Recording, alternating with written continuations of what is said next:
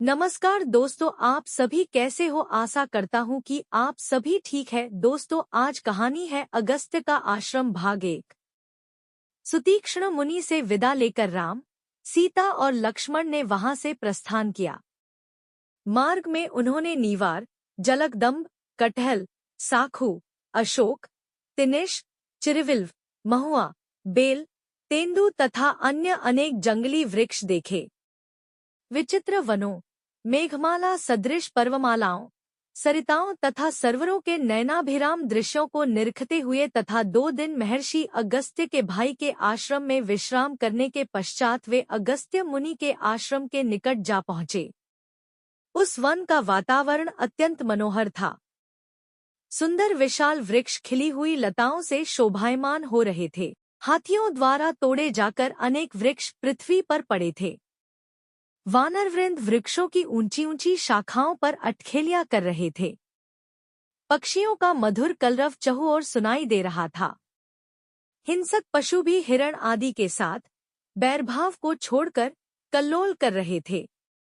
उन्हें देखकर राम लक्ष्मण से बोले, हे लक्ष्मण, महर्षि अगस्त्य के आश्रम के अद्भुत प्रभाव से जन्मजात शत्रु भी एक दूसरे की हत्या करना भूलकर परस्पर स्नेह का बर्ताव कर रहे हैं। यह महर्षि के तपोबल का ही प्रभाव है। यहाँ आकर राक्षस भी उपद्रव करना भूल जाते हैं। मैंने सुना है कि महर्षि अगस्त्य से प्रभावित होकर अनेक राक्षसों ने अपनी तामसी वृत्ति को त्याग दिया है और महर्षि के अनन्य भक्त बन गए हैं। इस युग के ऋषिमुनियों में महामुनि अगस्त्य का स्थान सर्वोपरि है। उनकी कृपा से यहाँ के देवता, राक्षस, यक्ष, गंधर्व, नाग, किन्नर आदि सब मानवीय धर्मों का पालन करते हुए अत्यंत प्रेमपूर्वक अपना जीवन यापन करते हैं। इस शांतिप्रद वन में चोर, डाकू, लंपट, दुराचारी व्यक्ति आने का साहस नहीं करते। ऐसे महात्मा महर्षि के दर्शन का सौभाग्य आज हमें प्राप्त होगा। तुम आश्रम में जाकर मेरे आने की सूचना दो। राम की आज्ञा पाकर लक्ष्मण आश्रम के भीतर गए और महर्षि के एक शिष्य से बोले, हे सौम्य, कृपा करके तुम महर्षि अगस्त्य को सादर सूचित करो कि अयोध्या के तेजस्वी सम्राट दशरथ के ज्येष्ठ पुत्र श्री रामचंद्र जी अपनी पत्नी जनकनंदिनी सीता के साथ उनके दर्शन के लिए पधारे हैं। वे आश्रम में प्रवेश की अनुमति की प्रतीक्षा कर रहे हैं। शिष्य से लक्ष्मण का संदेश सुनकर अगस्त्य मुनि बोले, तुमने यह अत्यंत आनंददायक समाचार सुनाया है। राम की प्रतीक्षा करते हुए मेरे नेत्र थक गए थे। तू जल्दी से जाकर राम को सीता और लक्ष्मण के साथ मेरे पास ले आ।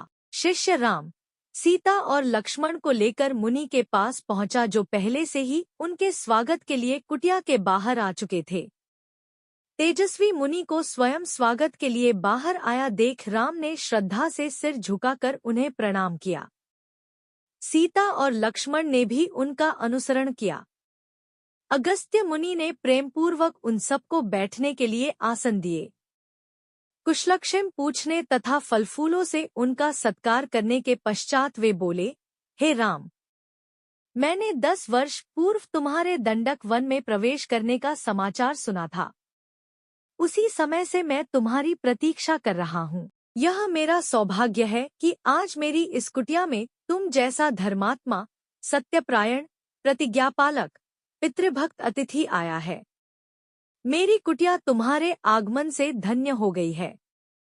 दोस्तों, आपको यह कहानी पसंद आए तो हमारे चैनल को सब्सक्राइब करें और लाइक भी करें। धन्यवाद।